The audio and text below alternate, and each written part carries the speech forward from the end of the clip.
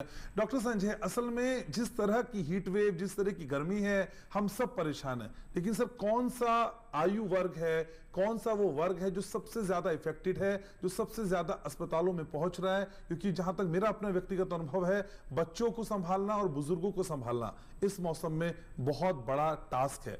आपके पास जो case report हो रहे हैं वो क्या बताते हैं सर?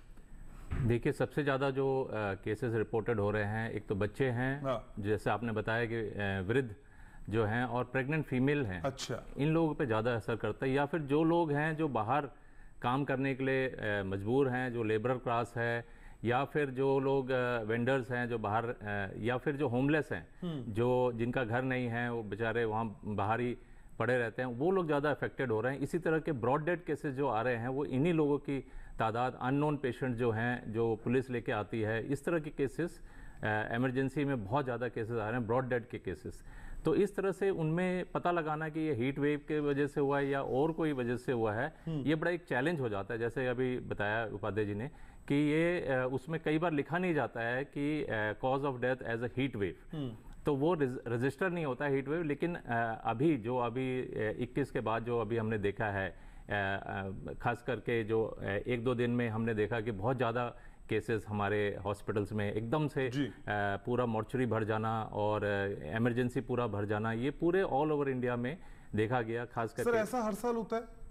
नहीं, ये इस बार ज़्यादा हुआ है। ये हर साल नहीं होता है। जैसे कि अभी पहले भी बताया कि 2015 में भी एक बार ऐसा हुआ था कि 2000 से ज़्यादा मौतें हुई थी उस समय, और इस बार भी ऐसे ही आंकड़े दर्शाने। अभी जब पूरे आंकड़े आएंगे हमारे पास तब पता चलेगा कि कितने टोटल डेथ्स हुए हैं। लेकिन मैंने बताया कि दिल्ली में खास करके 117 डेथ्स तो अभी तक रिपोर्टेड हैं, जिसमें 821 टोटल जो सस्पेक्टेड हीट स्ट्रोक के केसेस आए हैं, और मोर देन 40,000 41,000 तो ऑल ओवर इंडिया के केसेस हैं। तो इस तरह के जो केसेस आ रहे हैं, अभी हम जब कलेक्शन पूरा डेटा वो आएगा हमारे पास, तो हम आपको न्यूज़पेपर में भी आएगा जी। तो वो सर, गर्मी बहुत ही से अगर किसी की तबीयत खराब हो रही है तो कौन से प्रायर सिम्टम्स हैं, कौन से प्राथमिक लक्षण हैं जो उसे महसूस हो रहे होंगे? माना मेरी तबीयत खराब होने लगे तो मैं कैसे समझूं कि मुझे हीट वेव से हो रहा है, गर्मी से हो रहा है, या किसी और वजह से हो रहा है? वो सिम्टम्स कौन से सर? इसमें देखिए, बहुत सारे सिम्टम्स ऐसे होते हैं जो बड़े ही नॉन स्पेसिफिक हैं। आपको जैसे हेडेक हो गया, अब हेडेक तो किसी चीज़ से भी हो सकता है, नोजिया, वॉमिटिंग है, उल्टी होना, दस्त लगना, ये पेट में दर्द होना, सर में दर्द होना, या फिर थोड़ा सा चक्कर आना, ये सारी चीज़ें अगर आपको हो रही हैं तो हीट वेव के वजह से हो सकता है। फिर आपको प्यास ज़्यादा लगने लग जाए, पसीने बहुत आने लग जाएं, थर्स्ट, और फिर साथ में थोड़ा सा चक्कर आना, या इधर उधर घफलियत वाली स्थिति में जाना, अनाप शनाप बकने लग जाना, या फिर आपको ऐसा होने लग जाए कि एकदम से चक्कर खा के गिर गए आप, या फिर मूर्छित हो गए, या फिर आप को दौरे पड़ने लग जाए। ये सारे जो हैं हीट स्ट्रोक के लक्षण हैं। नाक में से खून भी निकलने लगता है कई बार सर? जी, अगर नाक में से खून आ रहा है तो ब्लड प्रेशर हाई से भी हो सकता है, या फिर एक्सेसिव ड्राइनेस, या जैसे कि हीट से जो एयर अंदर जाती है उससे भी एक्सेसिव ड्राइनेस की वजह से भी, और भी कई कारण होते हैं। तो ये सारे सिम्टम्स अगर आपको हो रहे हैं तो आपको तुरंत समझ जाना चाहिए। सर, बच्चों को कैसे प्रोटेक्ट करें? क्योंकि मुझे ऐसा लगता है हम सबको समझा सकते हैं लेकिन बच्चों को नहीं समझा सकते।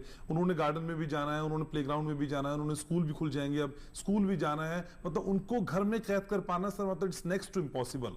उनको कैसे बचाएं अगर वो जा ही रहे हैं?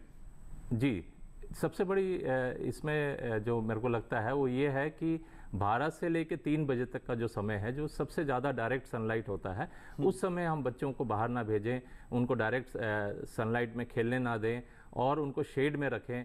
ये हमारा सबसे बड़ा वो रहेगा। स्कूल ज़्यादातर मॉर्निंग में होते हैं, और अभी मेरे ख्याल से और भी जल्दी करने से, और थोड़ा 1 बजे 2 बजे छुट्टी हो जाता है, उसके बाद से हम लोग ख्याल रखें कि बच्चे जब छाँव हो जाए, शाम हो जाए, तभी हम उनको खेलने के लिए बाहर भेजें।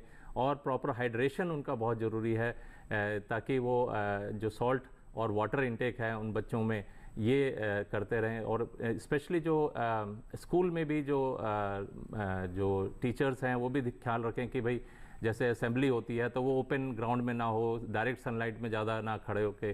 तो इस तरह से चीज़ें प्रिकॉशंस लिए जाते हैं स्कूल लेवल पे भी, और कम्युनिटी में हम अपने एज अ पेरेंट हम लोग ये ख्याल रखें कि हम लोग सॉल्ट का, बच्चे का वाटर और सॉल्ट दोनों का इंटेक पर्याप्त होना चाहिए। बच्चे का ये भी पूछना चाहिए कि यूरिन कितनी बार जा रहा है। अगर यूरिन का कलर से भी हमें थोड़ा सा अंदाज़ा लगता है कि अगर बहुत ज़्यादा डार्क है तो उसको ज़्यादा इनटेक की ज़रूरत है। और पानी का इंटेक बढ़ेगा कैसे सर, क्योंकि बच्चे पानी तो पी नहीं सर, अगर बोले पानी पियेंगे तो पानी तो पियेंगे नहीं।